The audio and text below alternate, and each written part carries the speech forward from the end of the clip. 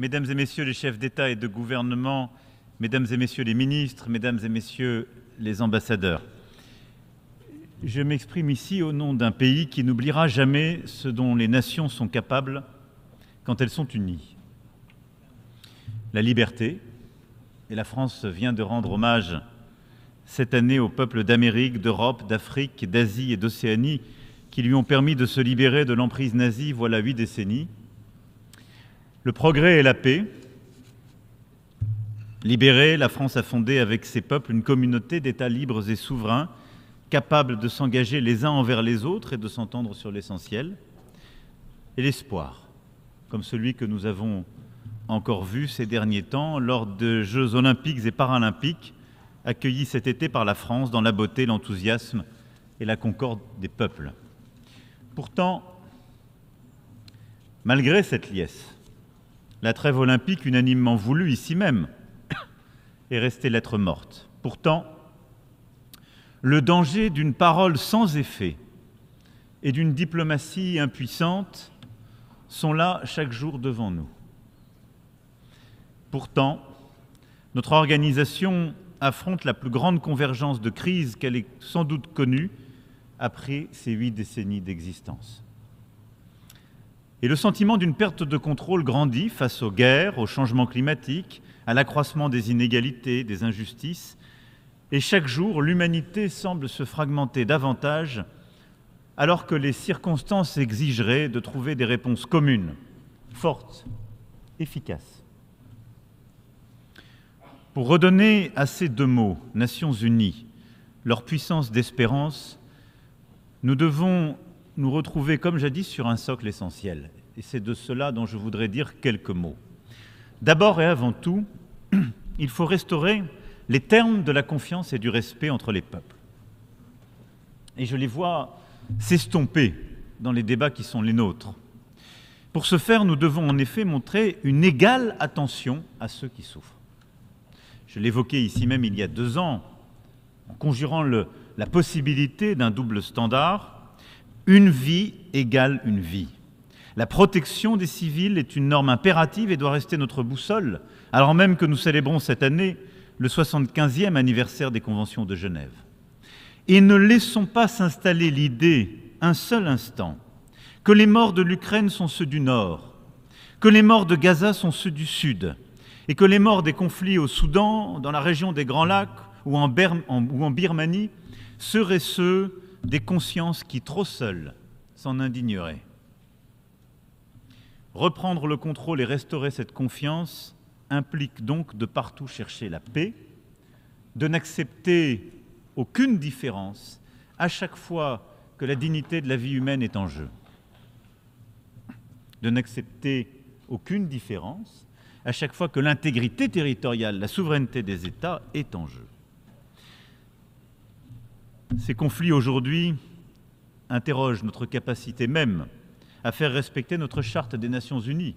Et quand je vois certains vouloir proposer la paix en demandant la capitulation, je m'étonne qu'on puisse même soutenir une telle idée. Je veux ici redire combien la protection des civils, de l'ensemble des travailleurs humanitaires, de toutes celles et ceux qui œuvrent à nos valeurs communes est indispensable dans chacun de ces conflits. Ensuite, nous devons apporter une réponse commune aux grands défis que sont les 2 guerres qui touchent l'Europe et le Proche-Orient.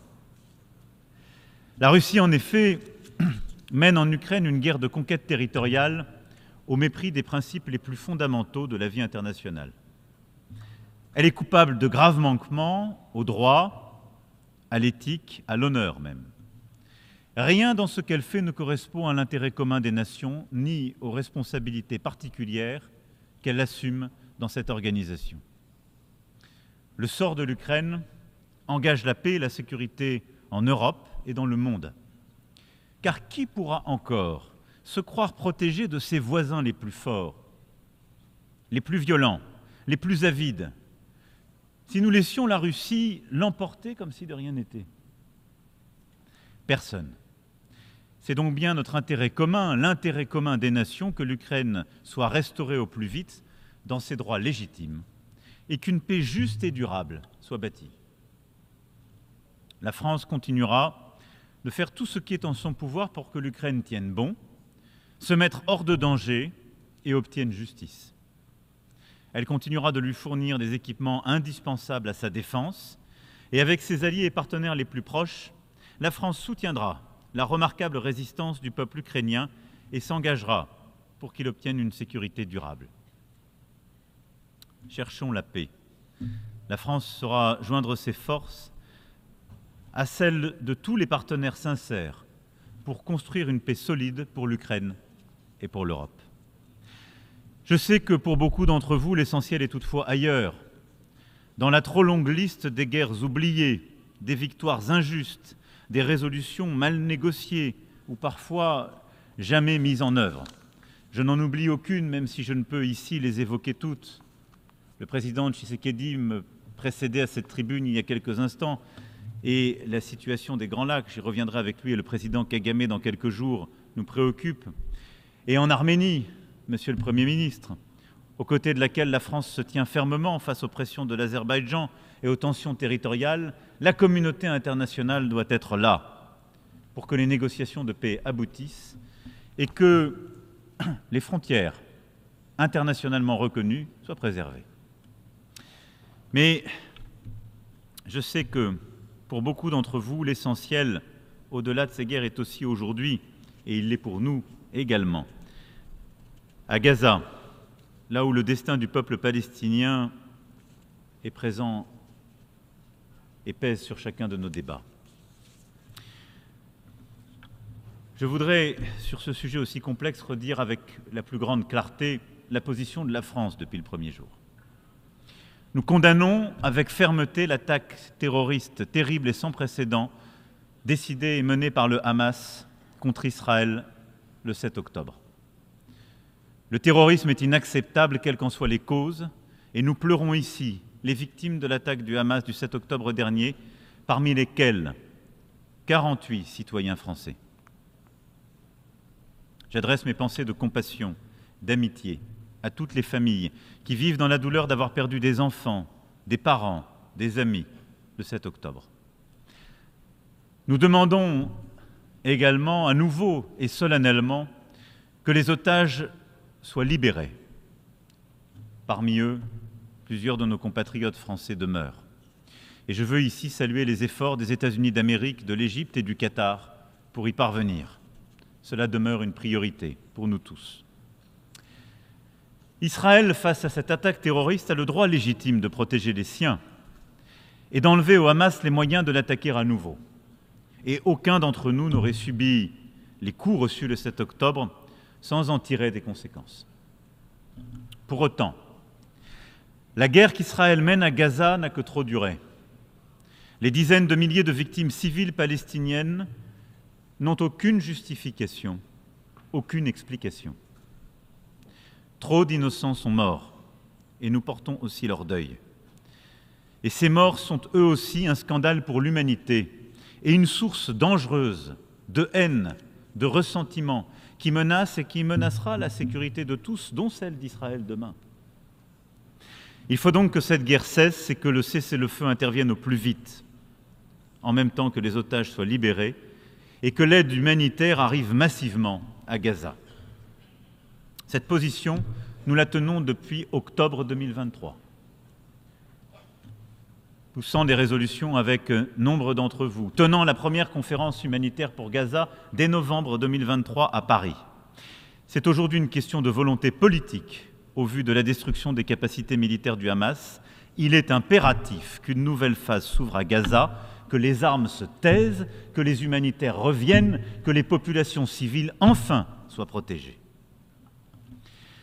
La France participera à toute initiative qui sauvera des vies et qui permettra d'assurer la sécurité de tous. Le déploiement d'une mission internationale doit ouvrir la voie à la mise en œuvre de la solution des deux États. Il revient au Conseil de sécurité des Nations Unies de se prononcer à cet égard. Et il faut aussi que soient prises sans plus attendre les dispositions nécessaires pour préserver le lien entre Gaza et la Cisjordanie, pour restaurer l'autorité palestinienne dans ses fonctions et pour assurer la reconstruction du territoire et rendre à nouveau possible la vie, tout simplement.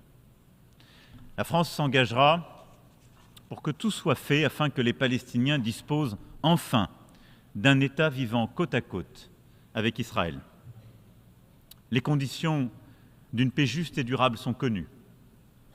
Il reste à en ouvrir le chemin et il doit être le plus court possible. La France tirera donc les conséquences de son engagement pour la solution des deux États et renouvellera son action pour qu'elle advienne enfin au bénéfice des peuples pour répondre à leurs aspirations légitimes. Faire advenir un État palestinien, donner toutes les garanties nécessaires à Israël pour sa sécurité, bâtir des reconnaissances réciproques et des garanties de sécurité communes pour tous dans la région. Nous y travaillerons au cours des prochaines semaines avec Israéliens et Palestiniens comme avec tous nos partenaires régionaux et internationaux. Et dans l'immédiat, au moment où nous nous parlons, le risque principal est celui de l'escalade. Mes pensées fraternelles vont au Liban et au peuple libanais. Le Hezbollah prend depuis trop longtemps le risque insoutenable d'entraîner le Liban dans la guerre. Israël, quant à lui, ne peut sans conséquence étendre ses opérations au Liban. La France exige le respect par chacun de ses obligations le long de la ligne bleue. Nous agirons donc pour faire émerger une voie diplomatique indispensable afin d'épargner les populations civiles et empêcher une explosion régionale. Il ne doit pas, il ne peut pas y avoir de guerre au Liban.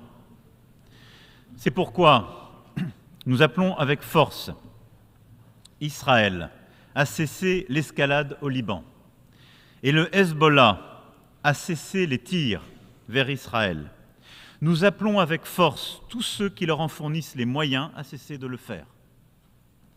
Nous avons demandé que le Conseil de sécurité puisse se réunir dès aujourd'hui à cette fin, et je m'en félicite, et le ministre français se rendra en cette fin de semaine au Liban.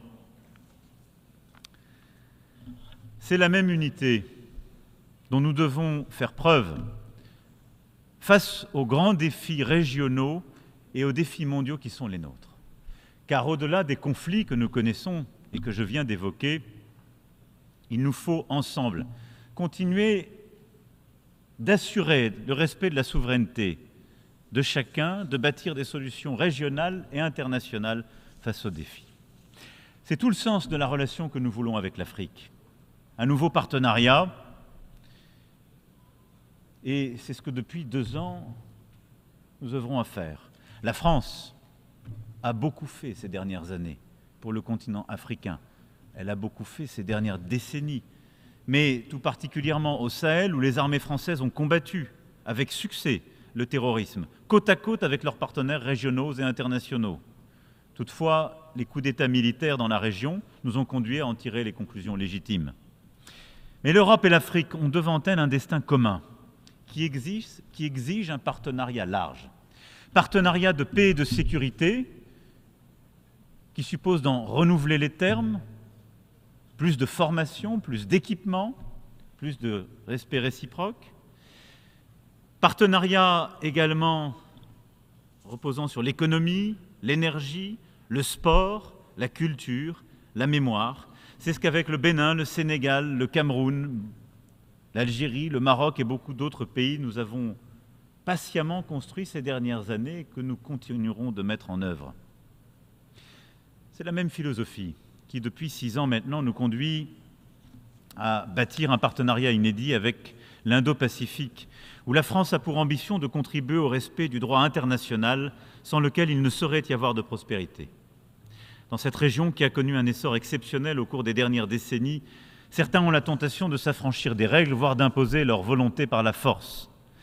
La France propose une alternative, non pas pour se substituer à quiconque, mais pour redonner aux États de la région la possibilité de choisir leurs partenaires, projet par projet.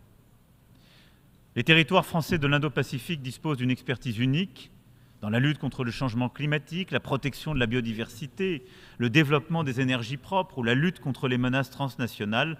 Et notre vocation à cet égard dans la région est de coopérer davantage avec tous dans leur environnement.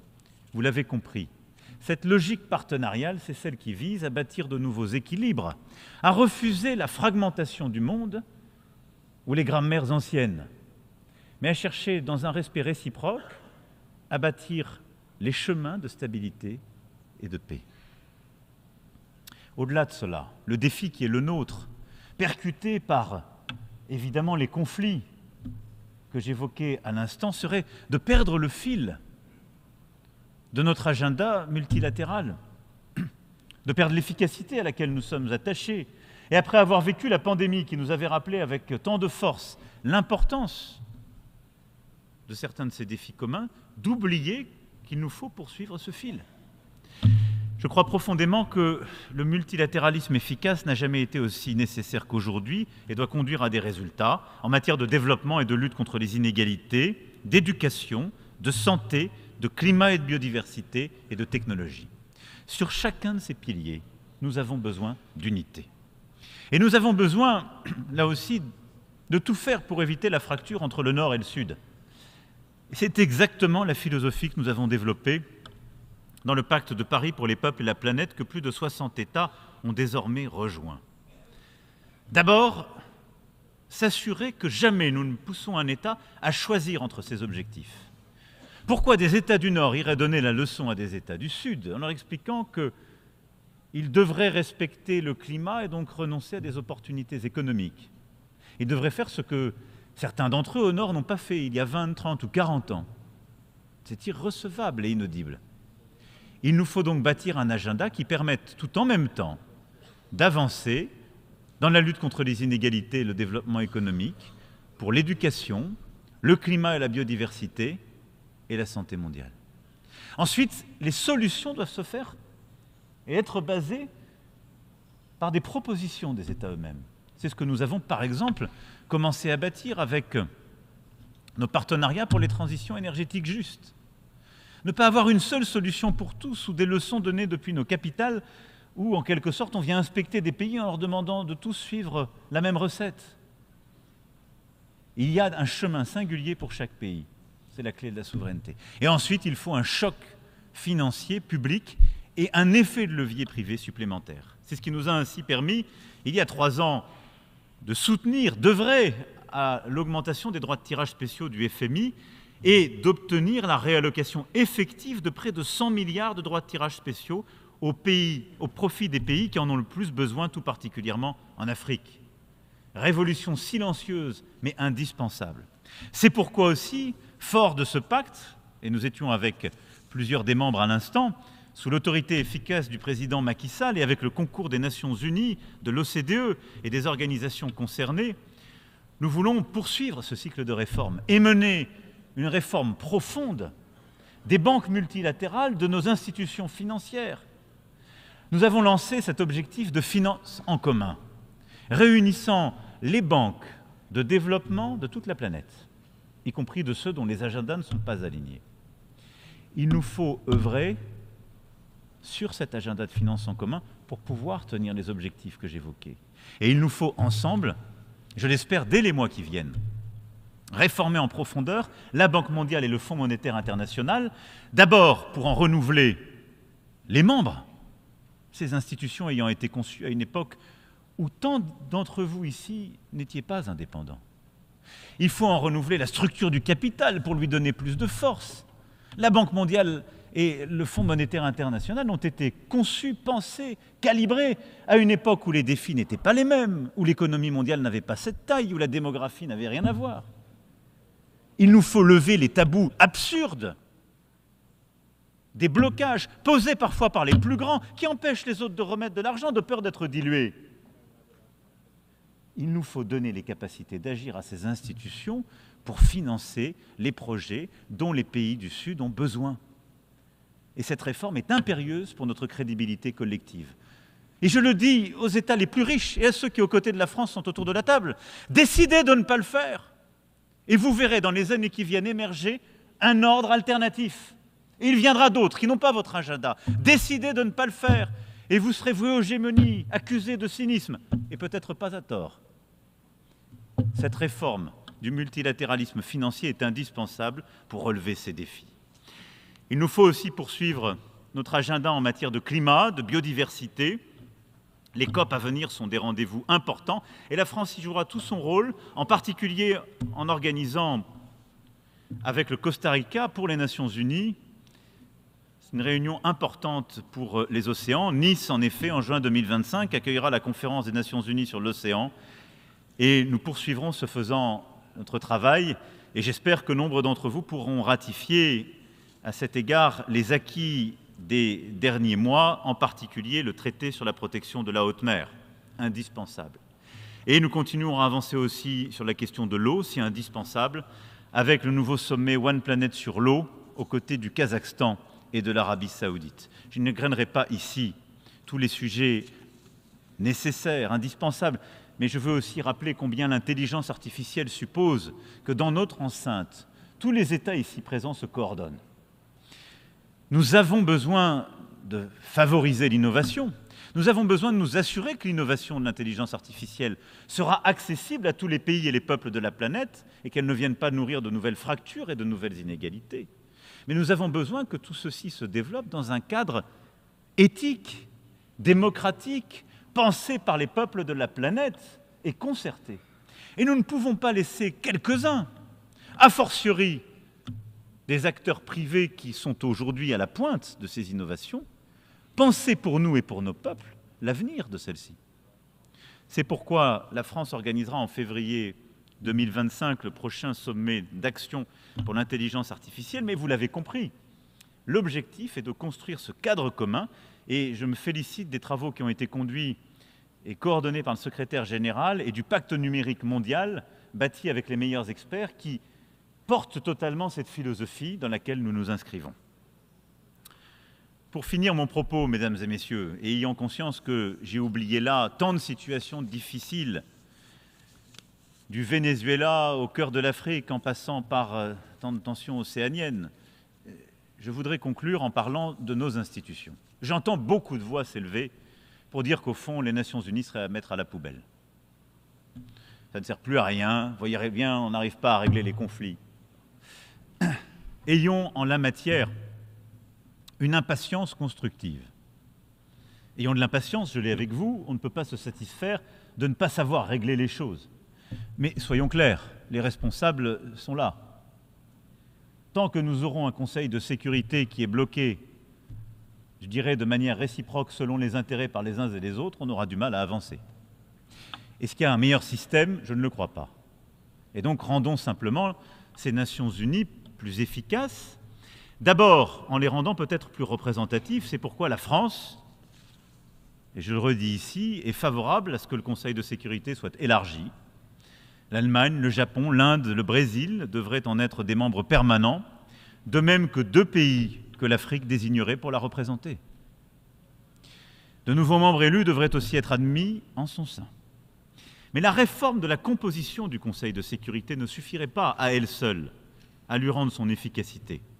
Et je souhaite donc que cette réforme permette aussi de changer les méthodes de travail, de limiter le droit de veto en cas de crime de masse et de se concentrer sur les décisions opérationnelles que nécessite le maintien de la paix et de la sécurité internationale. C'est cela que nous devons avoir le courage et l'audace de faire et qu'avec les membres permanents actuels, nous devons porter. Près de 25 ans après le sommet du millénaire, le moment est venu de retrouver de l'efficacité pour mieux agir sur le terrain, auprès des États comme de la société civile. Et au-delà des Nations Unies, nous devons ouvrir une nouvelle ère dans chacune de nos institutions multilatérales, comme je viens de l'évoquer. Voilà, mesdames et messieurs, les quelques mots que je voulais avoir ici devant vous aujourd'hui. Dans un moment grave de notre ordre international, là où tant de conflits semblent ne pas se résoudre, je veux dire que la France continuera d'essayer de porter cette voix exigeante, fidèle à ses valeurs, qui refuse les simplifications du moment et qui continuera de se battre pour les principes simples qui nous ont toujours portés. La dignité humaine, le respect des principes de la Charte, et qui, au-delà de conflits et de l'actualité, a vocation à continuer à bâtir avec vous un ordre international plus juste et plus efficace. Telle sera notre voie, toujours singulière, aux côtés de nos amis, nos alliés, mais libre aussi, parfois de dire non, quelquefois de refuser,